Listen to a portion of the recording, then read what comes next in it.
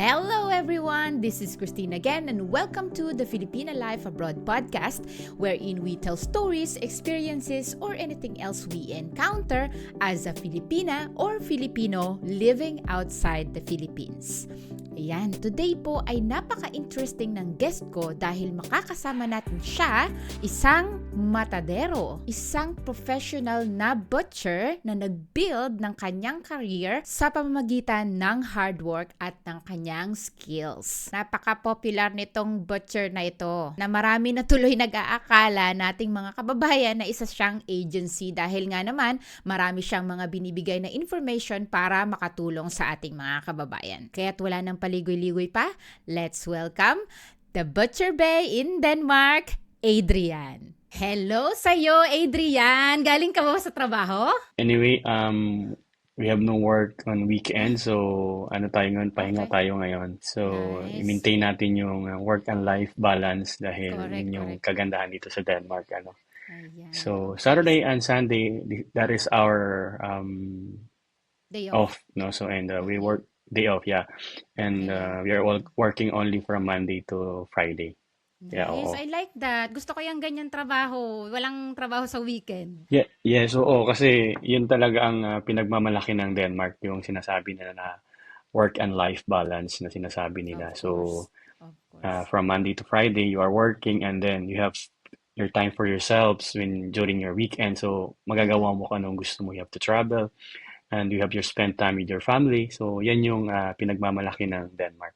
Yeah. Correct, correct. Ayan, bago tayo mag-umpisa ng kwentuhan natin, Adrian, pwede mo bang i-introduce muna ang iyong sarili? Nasaan ka dito sa Denmark? Gaano ka nakatagal dito? At saan ka galing sa atin sa Pilipinas? Well, anyway, I'm glad to be here, to be to talk with you guys. So, I'm currently working here in Denmark in Denpork. So I'm a butcher in Denpork. I've been working for 1.5 years. So una kami sa dumating dito sa Denmark ng mga Pinoy in our company. So I'm all the way from Western Visayas. And then nag-try ako mag-apply before kasi my background is not for construction industry. Then naisipan ko, gusto ko sanang mag-abroad. Try ko kaya mag-abroad para maiba naman yung ano ko, maiba naman yung sistema ko, yung way of life ko. Then, yun, na-try ko, narinig ko, butchering is one of the easiest way to work in abroad. So, give up ko Okay. yung work ko sa construction industry, din nag-training ako ng butchering. So, I'm glad that on the process of time, nakapunta ako. But I'm not directly here, nag-abroad sa Denmark. So before, Mhm. I was working in Hungary. And then after 1 year working in Hungary, we Mm-mm. know some agencies na nag-help sa amin papunta dito sa Denmark. And then uh, we're glad that we are here now in Denmark. Okay. Cross country ka. Hindi ka Yes, galing mismong Pilipinas. yes, Okay. So interesting. Tapos sabi mo kanina, galing ka sa construction company. Construction talaga yung background mo. Tapos nag-butcher ka. Ang galing, teka. Parang ang bilis agad ng nangyari. So, ibig mo sabihin sa yeah. Pilipinas, ang tinapos mo, let's go back to the very, very beginning. From paano ka nagtapos sa Pilipinas, ano ang pinasukan mo, paano ka nakapunta ng construction? Nag-college ka ba sa atin para maging construction Yeah, worker? basically, marami akong pinasukan na education. But Mhm. unfortunately, hindi tayo natapos. Hindi tayo natapos ng bachelor's degree. Mhm. But we do some trainings to make you qualified dun sa construction na pinasukan natin. So I've been working in the Okay. construction industry for 9 years. Hmm. But in working in 9 years in construction industry, Mm. hindi ko na feel yung self ko na like, parang may kulang. Mm. Like, parang ano siya, parang yung needs ko, parang hindi buo yung sarili mo. Kasi Mm. napakaliit naman talaga, in fact. Napakaliit ang salary natin sa Pilipinas compare sa ibang Okay. bansa. So I decided to to try working abroad. So Hmm. immediately I resigned kasi nakita ko yung Okay. kapitbahay ko. He's also one of the person who encouraged me to work abroad because he's now working in UK. So, Mm-mm. nag-training siya ng butcher. So, he said that, yeah, try mo rin kayo mag-butcher. So, Ah, sabi ko kasi, okay. na-encourage ako kasi nakaalis siya Mm-mm. for like 2 years. So, nakaalis siya do. So, Mm-mm. I have no doubt, I've resigned, and then I'm training butchering, and then I've gained an Mm-mm. experience, and after gaining an experience, so apply. So, we are Okay. blessed naman na natanggap tayo as a butcher and Sa sa Hungary. unang country natin sa Hungary. Yes, Ah, oo. okay. Pero teka muna, may pamilya ka ba sa atin sa Pilipinas para ang lakas ng loob mo mag-isip ng gano'n, no? Na, ay, gusto ko mag-transition kaagad from construction to butchery. Meron ka bang asawa, anak sa atin? May anak ako. Mm-mm. Yeah, oo. Sa Pinas. Oo. Okay. Tapos, Pero, mhm. yeah, Go ahead. yeah, I would say na syempre nandun na yung financial needs. Mm-mm. Um, Nandun na yung like struggle no sa pag-abroad kasi one of the Mm-mm. struggle din sa mga kababayan natin na mga OFW na they are trying to apply abroad is yung expenses. Mm-mm. So before imagine I'm working before on kasi medyo stable na yung job ko doon because I'm working in 9 years in our Mm-mm. company. Mm-mm. So, give up ko yun and then I applied for like supermarket. So, how much lang yung salary nun? Mm-mm. It cannot sustain talaga na sa Tapos sa magbigla ka probinsya ng pa yan, shift. ano? So, Mm-mm.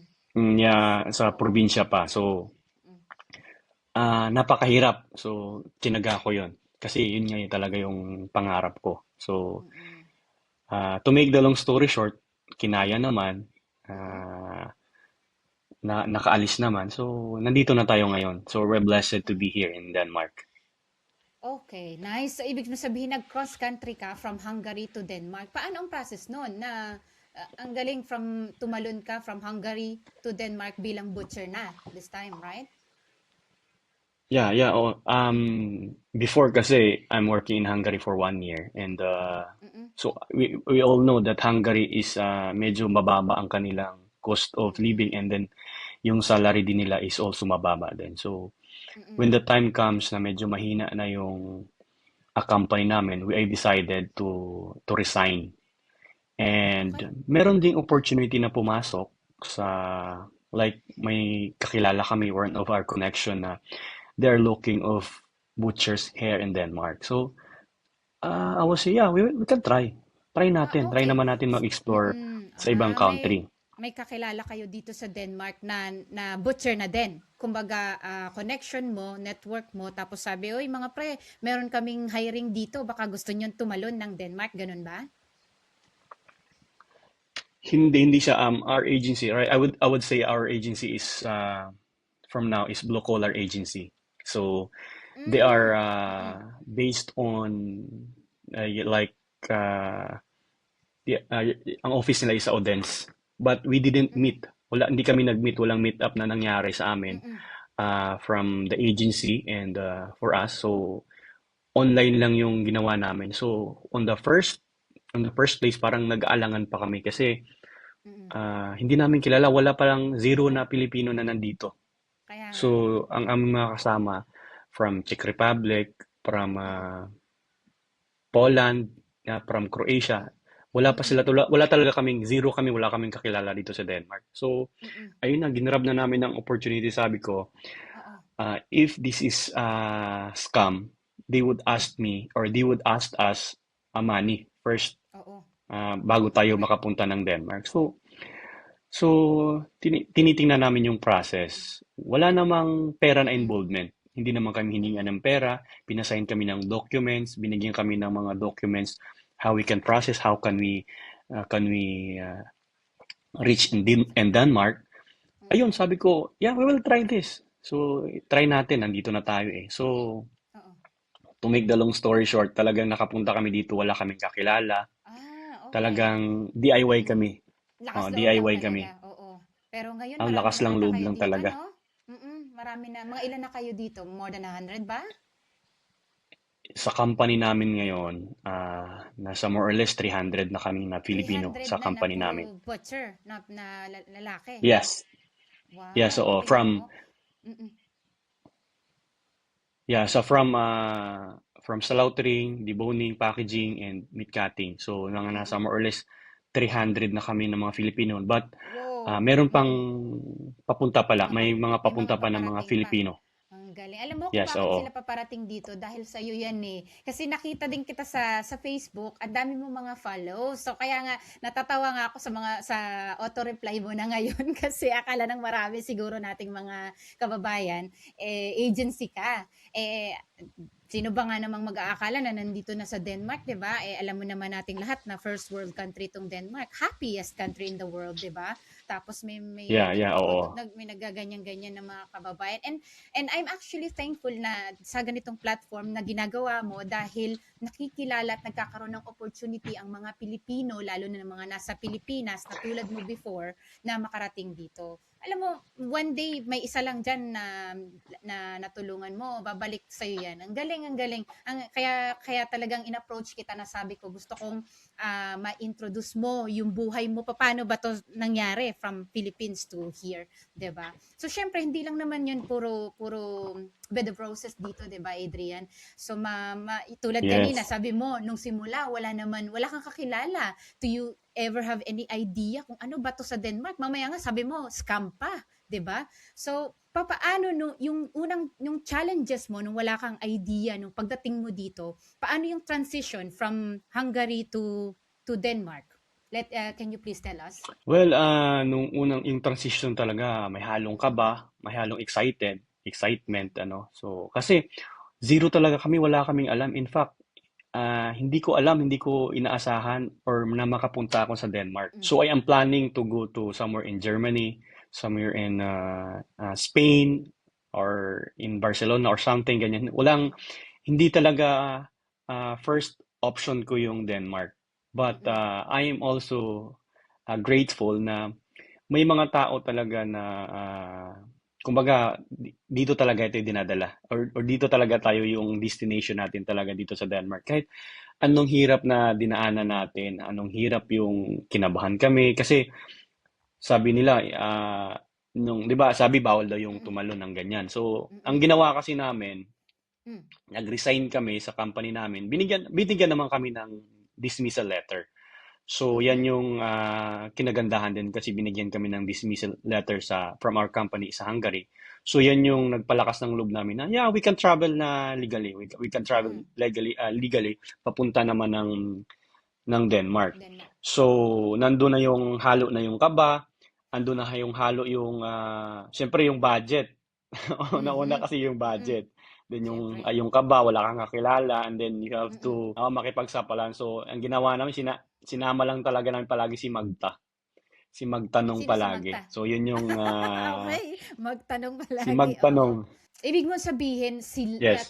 kami. Ibig sabihin hindi ka mag-isa nung nag-resign ka, kundi may mga kasama ka mga Pilipino na tumalon dito sa Denmark? Yes, ano kami, tatlo kami na magkasama-sama na Mm. lumipad or pumunta dito sa Denmark. Mm. Hindi lang ako mag-isa, tatlo kami. So, yun din yung isang dahilan kung bakit lumakas din ang loob ko. Kasi tatlo kami.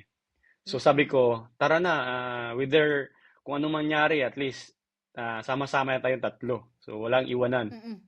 Correct. Hanggang Kaya, ngayon kasama pa rin sila, kaya, mga tropa mo. yes, yes, Oo. kasama ko pa rin yun. In fact, yung mga kasama din namin Mm. from Hungary din, yung iba, alos lahat na nandito na rin sa Denmark. Okay, gawa din In-encourage kasi nga namin sila na pumunta gawa din nga rito. ng payment ano, dahil sahod syempre Yes. number one. Oo, pag i-compare natin. May mga pamilya din ba sila ano? Sila pare ko ng mga kasama mo na tumalon dito May sa mga, Pilipinas? yung iba may pamilya, halo-halo, may Mm. pamilya, may walang Mm. pamilya, halo-halo na pumunta Mm. dito sa Denmark. Okay. So pero nakauwi na kayo ng Pilipinas after that ng pagtalon nyo dito? 1.5 year ka na? Yes, umuwi ako ng Pilipinas nung November. So, mga Okay. one Doon ka year. nagpasko? 1 year after 1 year. Mm. Hindi ako nakapagpasko sa Philippines kasi Okay. dito sa Denmark, ano lang tayo, 4 weeks lang yung vacation natin and then Mm. hindi nagkataon dun sa in-apply ko na vacation or in-approve na vacation Okay. na Pasko. So, unfortunately, Oo. hindi ako nakapagpasko sa Pilipinas. Well, Pero okay bakit naman din after, kasi oo, after 1 year lang, nakauwi ka na kagad, legal pa, bayad pa, 'di ba? Tama ba? yes, may holiday money kasi tayo na tinatawag dito sa Denmark, 'di ba? So, Mm-mm. while we are on vacation, meron tayong Mm-mm. holiday money na we can withdraw during our vacation. So, parang Mm-mm. okay naman din. Oo, yun Mm-mm. yung kagandahan din. Nice. Okay, so walang homesick, no? Hindi uso yung homesick kasi nakakauwi mo lang tapos ang dami mo pang mga tropa dito. Tama? Yes, hindi mo, sa ngayon, Mm-mm. hindi na tayo ma-homesick kasi una-una, ah, during, ano na kasi high-tech na tayo ngayon, unlike before na Mm-mm. like magsusulat ka pa and then matagal yung darating yung sulat, no? Kaya nga. Kumbaga, ilang ilang months or ilang weeks bago darating. Pero ngayon, in just a second, you can see virtually your family abroad Oo, or maliit they're na lang ang working mundo. all over. Maliit na lang ang mundo. Kaya nga, Kaya exactly. Mm-mm. ah, pinaliit yung mundo through the Mm-mm. socialize na rin sa ating mga family and relatives yun. Oo. Nice. Yeah, correct. So talagang hindi ka na homesick at talagang parang feeling mo malapit pa rin sila. Lalo na yung anak mo, lagi mo rin sigurong kausap pa, no, everyday. Si Yes, yes. baby Oo. mo. Mm-mm. Nice. Okay. Adrian, one question ko lang sa'yo. Kasi parang hindi pa kumbaga sikat ngayon sa Pilipinas itong pagiging butcher, ano? Kasi hindi kagaya before noon sa mga unang panahon, 'di ba, ang Saudi, 'di ba? Yan ang number one na puntahan ng mga OFW ng mga Pilipino before. Ngayon, ito Denmark, sabi mo nga 300 kayo, paparating pa marami. Pero kumbaga dahil hindi pa sikat yung butcher na yan ngayon, puwede mo bang i-share sa amin kasi ang daming mga tao or mga Pilipino na nag-iisip, hindi alam kung ano 'tong butcher, ano ba 'tong trabaho natin bilang matadero dito sa Denmark. Can you please broaden the description ng pagiging butcher dito sa Denmark? Yeah, so yun, ang butcher kasi ay may ano yan eh, malawak ang pag sinabi nating butchering. So, dito sa Denmark, ang ginagawa namin, we are processed from live uh, pork and to packaging. So, ready to sell to the market. So, ibig sabihin, meron kaming tao na gumagawa from slaughtering. So, Mhm, nagkakatay siya, yung ibig sabihin ng slaughtering. Doon na tinatanggal yung mga laman loob niya, mhm. tinatanggal na yung mga nilinisan. And after yan, i-turn into parts naman siya. So, yan yung tinatawag na primals or meat cutting. And after nyan, yung isang pork, hahatiin siya ng by parts, so bali, tatlong parts niya, yung kasama yung ham leg, yung belly, loin, kasama na yan, and then yung shoulder.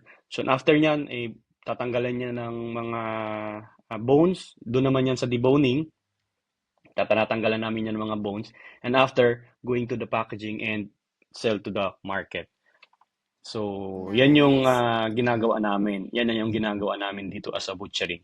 Okay, Yes. kumpleto. Dapat napaka-brief ng at napakagaling ng description mo. Naintindihan ko kung ako halimbawa hindi ako nagtatrabaho as butcher, gets na gets ko, ay talagang kailangan nga ng maraming tao from the very beginning while alive pa yung hayop tapos sa pagkakatay hanggang sa on the plate na, no, on the table na ng ating mga consumer. Ang galing, ang galing. So talagang kasi alam mo mahilig ang mga Danish pa naman sa pork, 'di ba? Sa beef, sa karne. Mahilig ang mga tao dito sa karne. So talagang ang daming trabaho for you as a butcher dito sa Denmark. Ang galing nga. Pero hindi ba 'yan ano? Hindi ba 'yan ano ba 'to sa Tagalog? Demanding mentally and physically? Well, in terms of mentally, syempre yung pag mentally ka, kailangan, yun naman ang mental natin is kailangan ma-homesick ka. You have to prepare yourself. So, but Mm. physically, ito yung kailangan mong paghahandaan. You know Mm. what? Kung bakit mo paghandaan. Mm. Kasi kung hindi ka physical fit at ikaw ipapasok dito sa industriya ng pagiging butcher, so may tendency na manghihina ka kasi in 8 hours of work, nakatayo ka lang. And we are not talking about hundreds of pigs na pinoprocess natin. We are talking of thousands. So we process 8,000 pigs per day. So 8,000 Okay. yan, Ang dami, oo. napakaraming pigs or baboy ang pinoprocess natin in a day. Mm-mm. So, kailangan talaga palakasin natin yung ating katawan, especially in terms sa mga tayuan, in terms sa Mm-mm. mga buhatan. Yun yung Mm-mm. kailangan natin palakasin yung ating katawan. Kasi mabilis lang yan. I can be trained. But dito, pag nandito ka na, sa pagtatrabaho, no, hindi mo masasabi na you can train kasi maraming umaayaw, maraming napakasakit ng ating katawan, napasakit Mm-mm. ng ating kamay, lalo pag nasa deboning tayo. So, kailangan talaga prepared, no, bago Mm-mm. tayo sa salang. Kailangan na natin ng matinding pag-iensayo, may kailangan natin ng mahabang experience para Mm-mm. pagdating natin dito sa trabaho ay easy na lang sa atin. Mm. So, kailangan pala yung sabi mo nga mentally, aside from being homesick, kailangan prepare din sila na ang ganito, hindi lang siya, again, sabi ko kanina, bed of roses na maganda nga ang sahod, pero syempre, maganda rin ang trabaho, pero kailangan pala dapat kamukha ni Adrian, batak. Dapat pala nagji-gym tong Yes, mga yes. mga tao. Pero ano ba yan? Not, Puro lalaki lang mostly ang mga trabahador? O pwede din siya sa mga women? Yeah, in fact, meron namang women na nagtatrabaho dito. So, may nakikilala tayong Pinoy na nagtrabaho sa slaughtering. So, dalawa pa lang na Pinay. So, but Mm. mostly, ang hinahard kasi ng company namin dito is mga lalaki. Kasi, ang Mm. lalaki, they can be assigned on anywhere. But there are some areas na pwede naman ang mga babae, like sa packaging. So, Yeah. but in our company, we have a lot of women who is working in our company, but they are not Filipino. They are European people. So, Okay. Mas malalaki din, oo. hinahired nila yung mga for the packaging. So, they are given a chance to work dito yung mga European people like Mm. from Poland, like Romania, or uh, sa buong Europe. So, yun yung binibigyan Mm. nila. Okay. So So, mostly men, pero hindi ibig sabihin is close na ang mga trabaho para sa mga babae. So puwede pa rin, nagtatanggap pa rin sila? yes, tumatanggap pa rin sila ng mga babae, pero as of Mm. now, they are hired a woman from here in nandito na sa yung mga European people. So not Okay. yung mga third countries katulad natin na Mm. from Philippines. Oo, correct. So But we are sabi hoping, mo we are hmm, hoping na we are hoping oo, na mag-hire sila ng mga babae din na oo, mga aspiring butchers na oo. Kasi makapagtrabaho kaya rin dito naman, oo, sa ating correct. company. Kaya rin naman natin mga women yan. But, so ibig sabihin, sabi mo marami kayong mga Pilipino na nandun sa company na yon. Paano yung tirahan nyo? Malapit lang ba kayo sa company nyo or nagre-rent kayo ng bahay? Paano yun? Paano yung style nyo? Unang-una, nung dumating kami dito sa hinihire kami ng agency, bago kami dumating dito, nakahanda na yung bahay namin, nakahanda na yung sasakyan namin, nakalatag na yung lahat. So, ang gagawin namin, we will arrive in airport, nandun naman kasi yung yung car for rent. They Mm-mm. also prepare us a letter na i-present natin doon para maka-withdraw tayo ng sasakyan. And Mm-mm. then, wala tayong babayaran nun. Wala tayong babayaran nun. Babayaran na lang natin yan after we work. Kapag nakasahod na tayo, i-deduct sa atin yan. And after Okay. nyan, siguro pag nakaipon ka na, nung nakapagtrabaho ka na, nakaipon ka na, you can Mm-mm. free to live dun sa accommodation na binigay ng agency, and you can find your own house Ah, where you are mm-mm. comfortable and convenience for you going to work. Okay. Ang galing. Oo, talagang provided, no? Paano, pero 'di ba, hindi mo rin kasi masabi kung talagang scam nga ba 'to before, no? Pero tingnan mo kung hindi ka naglakas ng loob, edi hindi ka napapunta ngayon dito, no? Yes, yes, oo. So talagang masasabi mo ba swertehan din o talagang para sa'yo talaga 'to o talagang pinagtrabahuhan mo rin na gusto mo talagang mangyari 'to? Well, ano talaga, siguro marami ang naghahangad, no? Marami ang nangangarap na pupunta dito sa Mm. Denmark. So, yung, yun nga yung palagi kong sinasabi, kung ang Denmark ay para sa'yo, kahit saan ka pa mapunta, hahanapin ka. Kasi Mm. before, I am also experienced, ma-share ko lang, during application dati, late na ako sa lahat kasi nga I'm not, kumbaga kulang-kulang ang requirements ko. But they still choose me. No, pinili pa rin nilang ako na maging candidate papunta dito sa Denmark. So, ibig sabihin, para talaga sa atin to ang Denmark. Oo.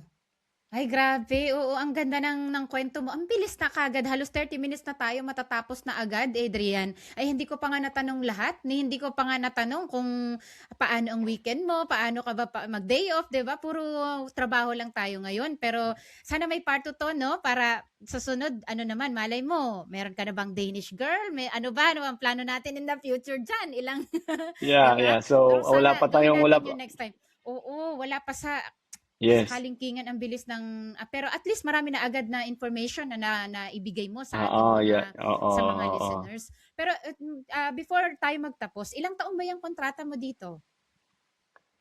We are given 5 years of contract. It depends yan sa Wow. sa length ng ano mo ng passport Mm-mm. mo. So binibigay sa So if your Okay. passport will expire mga 4 years, so 4 years. Pero pag maximum talaga na binibigay ni company is Ah, 5 years. oo, 5 years. Okay. So Yes, paano yan? oo. Pwede mong i-renew ulit pag natapos na yung kontrata mo ng 5 years? Pwedeng renew na naman? Paano? Sa ngayon hindi pa natin alam kasi Mm, tinitingnan pa natin, wala pang ng okay. ganun. But Oo we nga. are looking Mm, forward na ma-renew pa tayo and mm-mm, then magustuhan pa tayo. Since na-production mm-mm. ito, so they need more people. So it Correct. depends na yan sa company sa evaluation kung gusto nila yung performance mo, Aha. kung kailangan Oo. ka pa nila. So I think they Oo. will renew naman sa Oo, atin kasi lahat. nga naman pala first batch ka pa lang 'no, so hindi pa natin alam. Pero cross fingers na sana makapag-stay na kayo forever dito sa Denmark. Like ako, share ko lang na nakapangasawa kasi ako ng Danish dito kaya iba yung process na nangyari sa akin and iba yung sa inyo. But I'm so curious kung papaano nyo ginawa yan without marrying someone. 'Di ba? Kasi mostly kami mga women na nakatira dito sa Denmark is mga nakapangasawa ng mga Danish.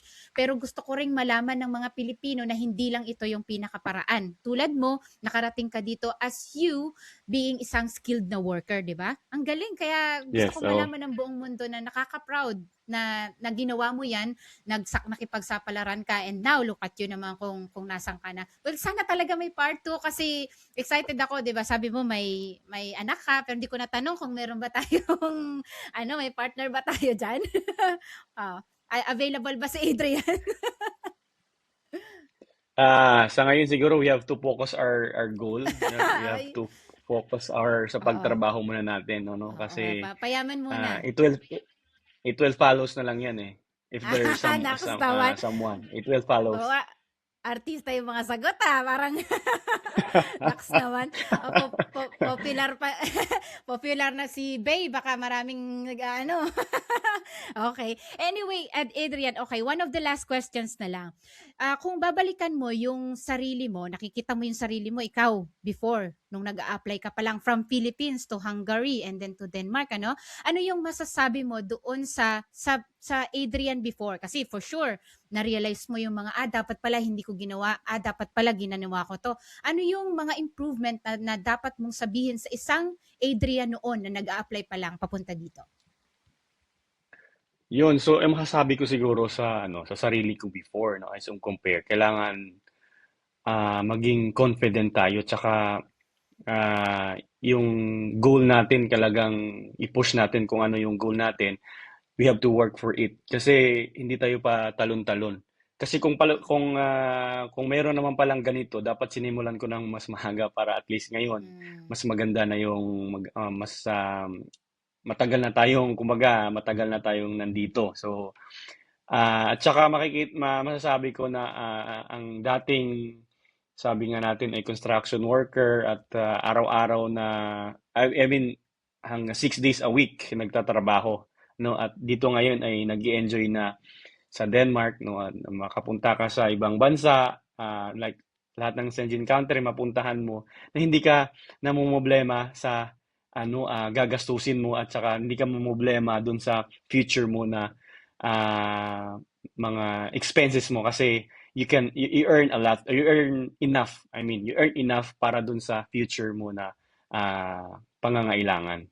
Mm. So, kumbaga financially, you can do whatever you want. Kumbaga kung nandito ka na sa ibang bansa Mm. or nasa Denmark. Ayun. Yes, So, oo. basta, kailangan focus pala. Mag-butcher na kagad kayo, yun ba? Oo. Ayun, oo, yun din yung isa sinasabi ko Oo. sa ano, sinasabi ko din sa mga followers ko, yung mga nagtatanong. So, Mm-mm. yun sa dun sa mga nag-a-apply ano. So, ini-encourage ko na wag na tayo kung yung mga nag how to apply. If I share din naman ng mga job hiring, Mm-mm. kung alam naman natin na qualified tayo, diretso na tayo na mag-apply. Wag na tayong kasi ang ginawa ko talaga noon nung nag-apply pa lang ako, nagpasa ako like ten employer agency, nagpasa ako, hindi lang pa Mm-mm. isa-isa. So, Mm-mm. bahala sila kung nagustuhan nila yung ano, at least may mga choices tayo kung magustuhan nila yung ating resume, ating background, at least may choices. Tayo naman ang pipili kung Mm-mm. saan tayo pupunta. Mm-mm. Kaya kailangan din, wag lang tayong tumigil lang sa isang circle. Kailangan din natin i-expand ang ating boundary, no? Mm-mm. Buksan din natin ang ating pintuan para din sa ibang mga opportunities na papasok. Mm-mm. Mm-mm. Yes, Ayun. oo. Pero dapat syempre, meron din tayong foundation na dapat kaya din natin. Like sabi mo, number one, physical. And then dapat alam din natin ang mga ginagawa natin. Kompleto tayo sa papeles, tama, di ba? And dapat Yes, yes, hindi, basta oo. yung lakas lang talaga ng loob, number one. Ano? Meron bang, Lakas lang meron talaga bang, ng loob. meron bang age limit yan? Ang pag-apply? Anyway, in fact, it's sad to say, sa Pilipinas, pag nasa Pilipinas ka, nandun na yung mga Mm, mahigpit, yung height, yung age, mm, limit. Pero pagdating dito sa Europe, pagdating dito ka na sa mag-cross country ka na, baliwala na yan. Wala na yung age limit, wala ka ng mm, height. So as long as you are strength, you can do,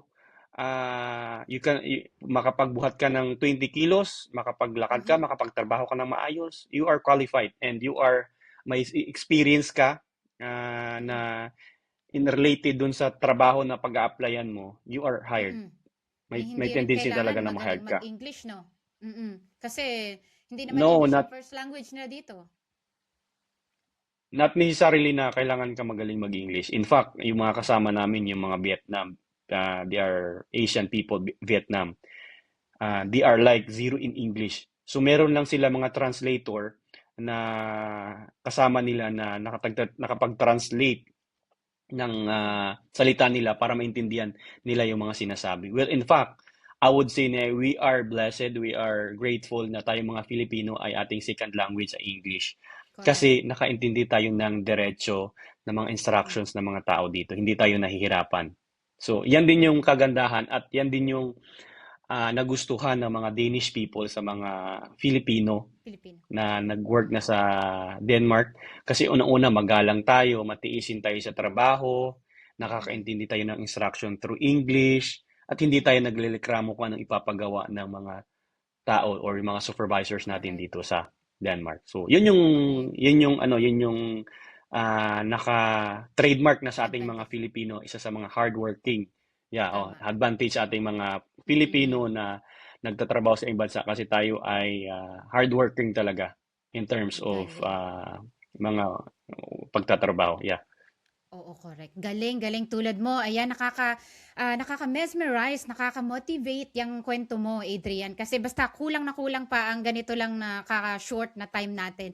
Pero bago tayo mag-goodbye sa listeners, Adrian, kung gusto pa nilang magtanong, halimbawa gusto nila ng mga information papunta dito sa Denmark or basta basic lang na kung ano nilang gustong malaman tungkol sa pagiging butcher, matadero dito sa Denmark, saan kanila pwedeng mahanap? Pwede ka ba nilang kontakin? Can you please share us your handles? Yeah, for those who are asking how dun sa nagtatanong kung paano makapunta, may so mga basic questions in regarding dito sa pagtatrabaho sa Denmark, you can message me on my Facebook page at Butchers Bay in Denmark.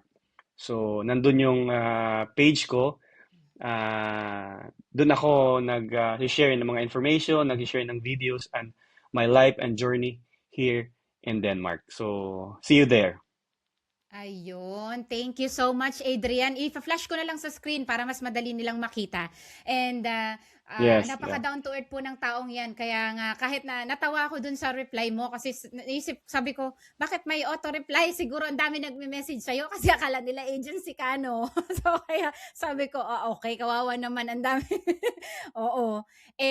Actually, lahat nga ng information nilatag mo na dun. So, magbabasa na lang sila, no? And sila na lang yung gumawa ng sarili nilang due diligence kasi lahat talaga ibinigay mo na. Sila na lang. Like you before na ikaw na lang talaga ang mag-apply, ikaw na lang mag-send. Mamimili ka na lang no ng mga company agency. Naku, ang dami ko pang tanong sana about diyan sa agency na 'yan, about sa anong mga binayaran mo o magkano na ba sahod dito. Pwede bang may part 2, 3, 4 tayo? Kasi for sure maraming makaka-relate dito. Salamat, Adrian. Ayan, nako, sorry ha sa napahaba na, more than 30 minutes na to. Basta sa susunod ulit at sana ay ikumusta mo ako dyan sa mga katropa mo na mga butcher.